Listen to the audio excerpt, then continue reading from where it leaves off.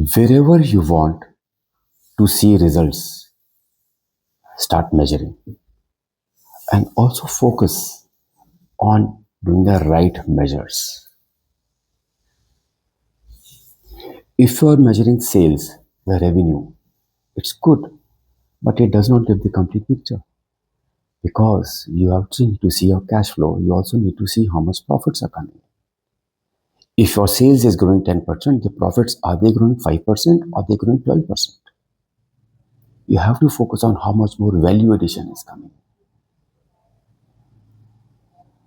Suppose you have a warehouse. You can add your warehouse so that the sales can get supported.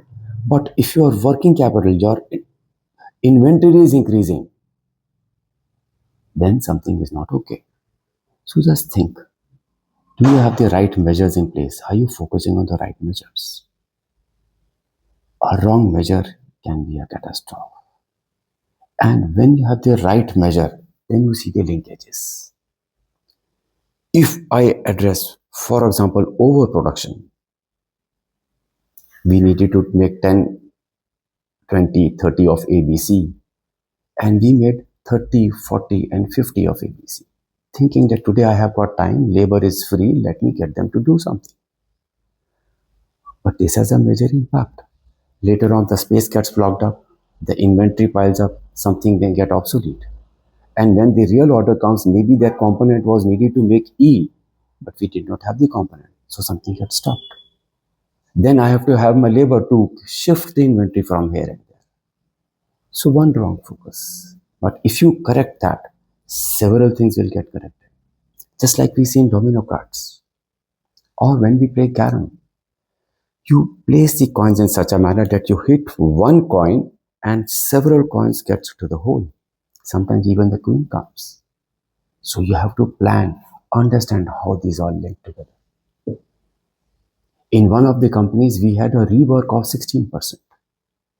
They explained that there are more than 120 components. Even if one component goes bad, it gets into rework. I said, okay, but rework, they were showing as 0.5% because they said 15.5% gets processed okay, only 0.5%. But imagine 16% capacity was short used. And when we actually analyzed the reasons for this rework, we found there were components. They did not have backups. They did not have the specifications. And their raw material inventory was actually more than 500 crores. The company had to close down later on. Why? Because they did not have the right measures. So when you find the right measure, in all the turnarounds I have done, the first initiative which I take is something which they feel is impossible to do. And when we do that impossible one, that in most of the cases impacts several other things, their life becomes easier for people on the shop floor. And that makes the things moving. So do the analysis, see the measures, their interrelationships, and then take an action.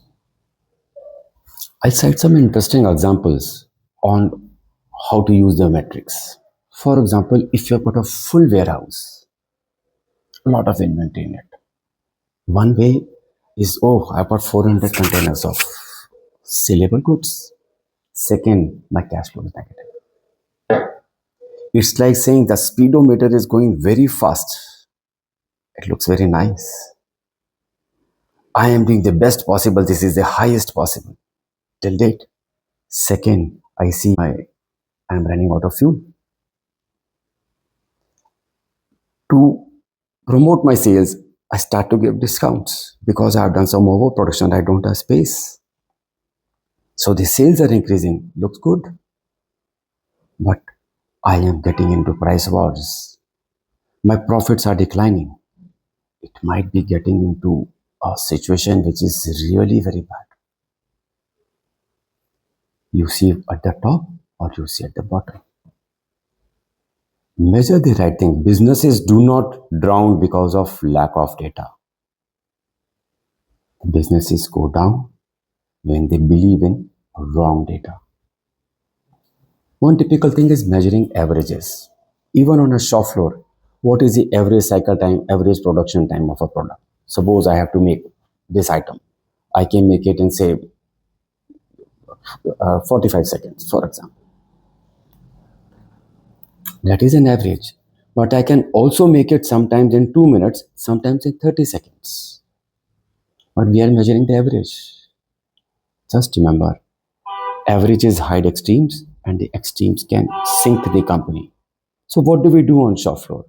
Whenever we are on the shop floor, we want standardized work. It should be within plus minus 3, 4, 5%. If it is 45 seconds, it will be like 48 and 42 on either side. And what we focus on is whatever is the second best possible. This is the typical way I learned from Japanese. Don't focus on the best because at times it may not be possible. Focus on making the second best as your average. And with this right focus to make the second best because it has already happened. People believe then that is possible. Make that work. This benchmark can help you. Just remember, a wrong metric is like a wrong medicine. And a wrong medicine makes illness worse. So review all your systems and processes. Every system and process has got an input and an output, and they have got certain measures. Some measures are called lead measures you can see on day-to-day basis. End of the month, they give results. For example, your daily productivity can impact on the month-end profitability. And when these measures are correct, then you will see whether the process is okay or not and where to focus on. What is a leader? Is the one who has got grasp of the right metric and he makes the things turn around. Focus on the right metrics. All the best.